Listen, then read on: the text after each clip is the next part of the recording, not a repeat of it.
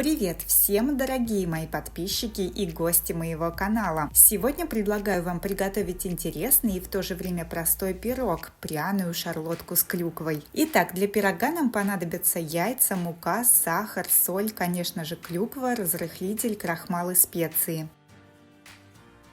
Для начала в чаше смешиваем 160 грамм муки, чайную ложку разрыхлителя, пол чайной ложки молотой корицы, пол чайной ложки кардамона, четверть чайной ложки мускатного ореха и 2 столовые ложки картофельного крахмала. Можно брать и кукурузный крахмал, но его нужно в 2 раза меньше, чем картофельного, то есть достаточно будет 1 столовой ложки.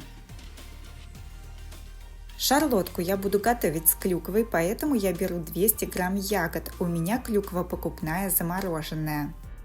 Далее в чашу миксера разбиваем 4 яйца. Добавляем щепотку соли и начинаем их взбивать миксером в пышную массу.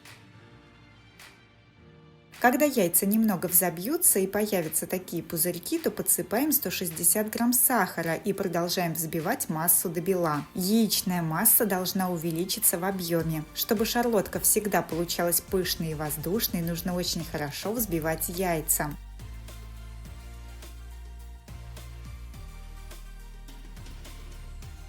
Теперь подготовленные сухие ингредиенты просеиваем в яичную массу и аккуратно замешиваем тесто. Я это делаю лопаткой, чтобы тесто не теряло свою воздушность. У меня на канале есть еще много рецептов простых и вкусных пирогов. Ссылочку на подборку оставлю в описании под этим видео. Тесто должно получиться консистенции густой сметаны.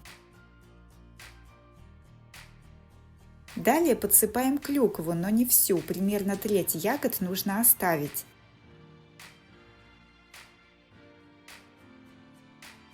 Теперь распределяем тесто в смазанной маслом и застеленной пергаментной бумагой форме для выпечки. У меня разъемная форма диаметром 22 см. Поверх теста выкладываем оставшиеся ягоды.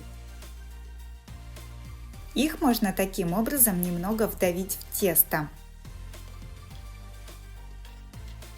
Отправляем наш пирог в разогретую духовку до 180 градусов примерно на 30-40 минут.